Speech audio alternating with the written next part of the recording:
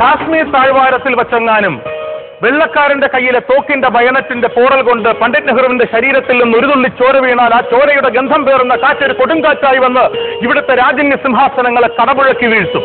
പ്രഭാഷണ കലയിലെ കേരളം കണ്ട എക്കാലത്തെയും ഏറ്റവും മഹാന്മാരായ പ്രതിഭാശാലികളിൽ ഒരാൾ ശ്രീ കെ ബാലകൃഷ്ണന്റെ ഒരു പഴയകാല പ്രഭാഷണത്തിലെ വരികൾ ഓർമ്മിച്ചുകൊണ്ട് കൗമുദി ബാലകൃഷ്ണൻ എന്ന ഉജ്ജ്വലനായ പ്രഭാഷകനെ അനുസ്മരിച്ചുകൊണ്ടാണ് എന്റെ പ്രിയപ്പെട്ട പ്രേക്ഷകർക്ക് മുന്നിൽ ഞാൻ ഇന്നത്തെ ജാലകം തുറക്കുന്നത്. വാക്കിന്റെ വിദ്വാനെ തേടിയുള്ള, വാചക പ്രതിഭയെ തേടിയുള്ള, പ്രസംഗ രാജാവിനെ തേടിയുള്ള ഈ യാത്രയിൽ ഈ ദിവസവും ജാലകം തുറക്കപ്പെടുകയാണ്. വാക്കുകൾ കൊണ്ട് വാചക രാജാ.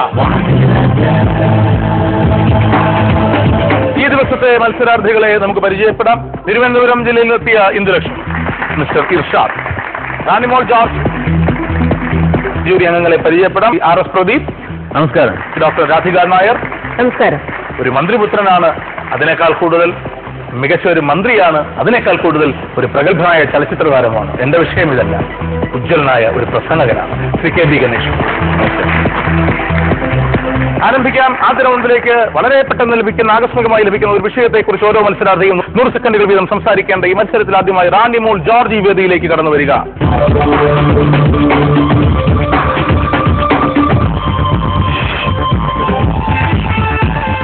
റാണിമോൾ ജോർജ് സംസാരിക്കേണ്ട വിഷയം കുത്തിക്കൊല്ലാനും കത്തി, ശസ്ത്രക്രിയയ്ക്കും കത്തി.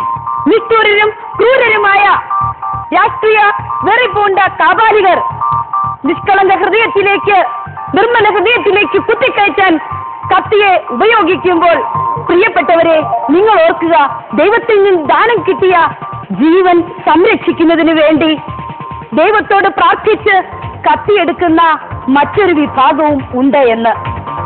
മറ്റൊന്ന് ഞാൻ പറയട്ടെ, സ്വാർത്ഥ ലാഭത്തിന് വേണ്ടി കത്തിയെ കുത്തിയിറക്കി ജീവന് വേണ്ടി പിടയുന്ന കോഴിയുടെ മാംസത്തേക്കാൾ അടുക്കളയിലെ പച്ചക്കറി കുട്ടയിൽ കത്തിയുമായി സംസാരിക്കുന്ന, സ്വറ പറഞ്ഞിരിക്കുന്ന പാവയ്ക്കയും വെണ്ടയ്ക്കയും കോവയ്ക്കയും ഒക്കെ ആഹാരമാക്കുന്നതല്ലേ നമുക്ക് അഭികാമ്യം.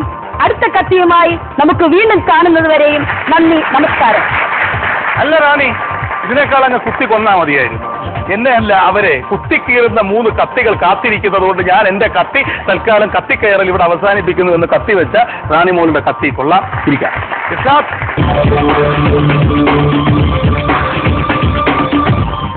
ആത്മഹത്യാ നിരക്കിൽ കേരളം ഏറെ മുന്നിൽ.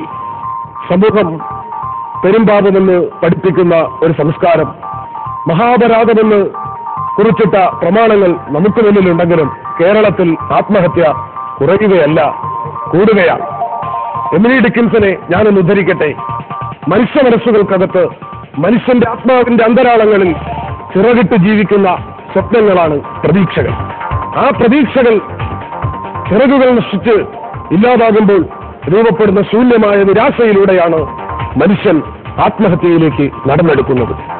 വികസനത്തിന്റെയും പുരോഗമനത്തിന്റെയും പുതിയ പടവുകൾ എത്തിപ്പിടിക്കുവാനുള്ള പ്രയാണത്തിൽ നാം മറന്നുപോയ കുടുംബ ബന്ധങ്ങൾ, നാം മറന്നുപോയ സൗഹൃദങ്ങൾ, ഒരുപാട് പെരുമ്പറ മുഴക്കുമ്പോഴും നമ്മുടെ കേരളത്തിന്റെ വിദ്യാഭ്യാസ മേഖലയിൽ സംഭവിച്ചു പോയ മൂല്യച്യുതി, ഇതൊക്കെ ഒരുപക്ഷെ മനുഷ്യന്റെ മനസ്സിനെ കടിഞ്ഞാണിട്ട് ഒരു നിമിഷം നിർത്തുന്നതിന് അവന് ധൈര്യം പകരുവാൻ ഇന്ന് കൂട്ടുന്നില്ല, അവന് സ്ഥൈര്യം പകരുവാൻ ഇന്ന് കൂട്ടുന്നില്ല.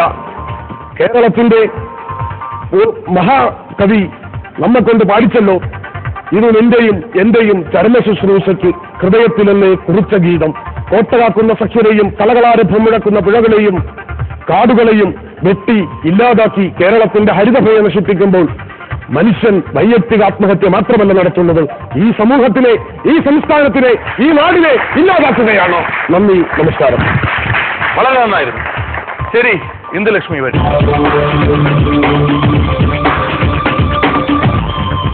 ചിരിക്കാൻ മറന്നുപോകുന്ന നമ്മൾ. ഒരു നനുത്ത പുഞ്ചിരിയുടെ അഭാവത്തിൽ വരണ്ടുപോകുന്ന എത്രയെത്ര ബന്ധങ്ങൾ, വറ്റിപ്പോകുന്ന സൗഹൃദത്തിന്റെ നീർച്ചാലൻ. ബന്ധങ്ങൾ ബന്ധനങ്ങളായും സൗഹൃദങ്ങൾ ഭാരവുമായും കാണുന്ന ഒരു ആധുനിക ലോകത്തിലാണ് നമ്മൾ ഇന്നും ജീവിക്കുന്നത്. ഇവിടെ നമ്മൾ ചിരിക്കാൻ മറക്കുകയല്ല, മടിക്കുകയാണ്, ഭയക്കുകയാണ്. ഓരോ വ്യക്തി സ്വാർത്ഥതയുടെ ഓരോ തിരുത്തുകളായി മാറുമ്പോൾ സൗഹൃദങ്ങൾ വ്യക്തിജീവിതത്തിലേക്കുള്ള കടന്നുകയറ്റങ്ങളായാണ് നമ്മൾ പലരും കാണുന്നത്. അതുകൊണ്ടാണ് ചിരി ഒരു വെറും പൊള്ളയായ ആവരണം മാത്രമായി തീരുന്നത്. ഇനിയും വൈകിട്ടില്ല, നമുക്ക് സമയമുണ്ട്. അതുകൊണ്ട് നമുക്ക് ചിരിയുടെ വാതായനങ്ങൾ മലർക്കെ തുറന്നിടാം. ഇനി കടന്നു വരുന്ന തലമുറയ്ക്കായി ഒരു ചിരിയുടെ, ഒരു പുഞ്ചിരിയുടെ കൈപ്പിഴി കാത്തുവയ്ക്കാം. ഒന്ന് പുഞ്ചിരിച്ച്, ഒന്ന് പുഞ്ചിരിക്കൂ. ഇതാ പ്രശ്നം, ചിരിക്കാനും മറന്നു പോകുന്ന നമ്മൾ. ശരി, 3 പേരുടെയും പെർഫോമൻസ് കഴിഞ്ഞു. ആരാണ് ഈ റൗണ്ടിൽ മുന്നിട്ട് നിൽക്കുന്നത് എന്ന ചോദ്യം സത്യത്തിൽ നിങ്ങൾക്ക് ഒരു ആശങ്കക്കുഴപ്പമുണ്ടാക്കുന്ന ചോദ്യമാണെന്നറിയാം. പക്ഷെ ചോദിക്കാതൊന്നും വൃത്തിയില്ല.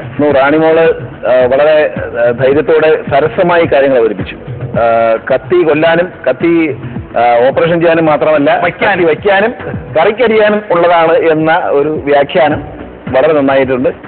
പിന്നെ ഇർഷാദിനെ സംബന്ധിച്ച് വളരെ നല്ല പ്രഭാഷണമായിരുന്നു. നല്ല പ്രസംഗങ്ങൾ നടത്താൻ ഇർഷാദിന് കഴിയും. ഇന്ദുലക്ഷ്മിയുടെ ചിരി നന്നായി. ഇന്ദുലക്ഷ്മി പല്ലിൽ വെച്ചൊരു കമ്പ്യൂട്ടർ ചെയ്യുന്നതുകൊണ്ടാണ് ചിരിക്കാൻ പഠിച്ചത്. പക്ഷെ അതിനെ ചിരിയെ പറ്റിയുള്ള ഒരു സങ്കല്പം കൊള്ളാം. മൊത്തത്തിൽ 3 പേരുടെയും പെർഫോമൻസ് വളരെ നന്നായിരുന്നു. മാർഗിടുന്നതിൽ ഒരു വലിയ ഞെരുക്കമുണ്ട്.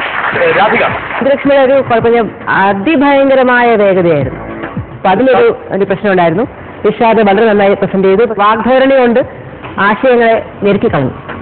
ആൻഡ് റാണി നന്നായി കത്തിവെച്ചു. സാധാരണ കേൾക്കാൻ കഴിയാത്ത ഒരു വീട്ടമ്മയുടെ ശബ്ദം ഉറക്കെ കേട്ടു റാണിയിൽ നിന്ന്. സാധാരണ കേൾക്കുന്ന രാഷ്ട്രീയ പ്രവർത്തകരുടെ ശൈലി ഇർഷാദ് അനുസ്മരിപ്പിച്ചു.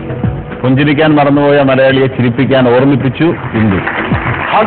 3 പേരും ഈ റൗണ്ടിൽ നന്നായി പോരാടി. ചിരിക്കാൻ വേണ്ടി, മറന്നുപോയ മനുഷ്യന്റെ ചിരി ഓർമ്മിപ്പിക്കാൻ വേണ്ടി.